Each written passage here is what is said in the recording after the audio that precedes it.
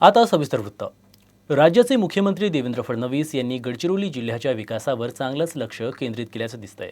ते जगभरातील औद्योगिक व्यासपीठांवरून गुंतवणूकदारांना गडचिरोलीबाबत माहिती देत आहेत। मुंबईत आयोजित महाराष्ट्र इंडस्ट्री डायलॉग 2025 मध्ये त्यांनी गडचिरोलीतील औद्योगिक विकासाच्या शक्यतांवर माहिती दिली। जिल्ह्यातील जल, जमीन आणि जंगलाची वैविध्य अबाधित ठेवून सरकार जिल्ह्याचा औद्योगिक विकास करत असल्याचं त्यांनी सांगितलं। मुंबईत महाराष्ट्र इंडस्ट्री डायलॉग 2025चं आयोजन करण्यात आलं होतं। या कार्यक्रमानंतर मुख्यमंत्री देवेंद्र फडणवीस यांनी पत्रकारांशी संवाद साधला।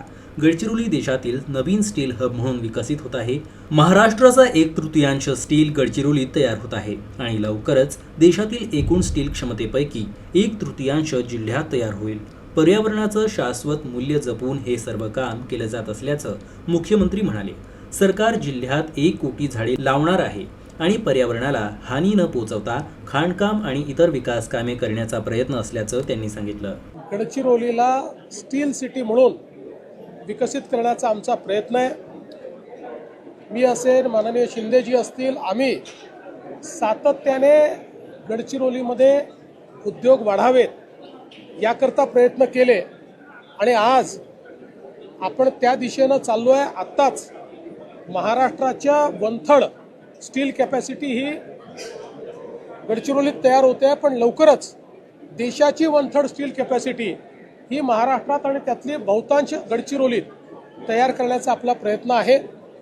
आणि हे सगळं करत असताना आमचा प्रयत्न असा असणार आहे की शाश्वत मूल्य पर्यावरणाची ही आपल्याला कशी त्या ठिकाणी प्रोटेक्ट करता येतील।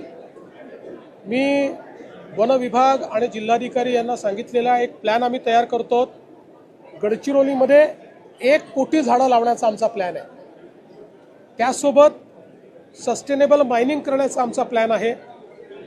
आम्ही प्रयत्न करतो की गॅसची उपलब्धता करून या स्टील इंडस्ट्री गॅस बेस्ड कशा करता येतील हा आमचा प्रयत्न आहे। या भागामध्ये हेवी मशिनरी आणि जे काही ट्रक्स आहेत ट्रान्सपोर्टेशनचे हे अल्टरनेट फ्युएलवर कसे चालवता येतील, EVवर, हायड्रोजनवर, अशा प्रकारचा आपला प्रयत्न आहे। एकूणच गडचिरोलीचा विकास करताना जल, जमीन आणि जंगल या तिन्ही गोष्टीचा बॅलन्स राखत आपल्याला कशा प्रकारे गडचिरोलीचा विकास करता येईल असा आमचा प्रयत्न आहे।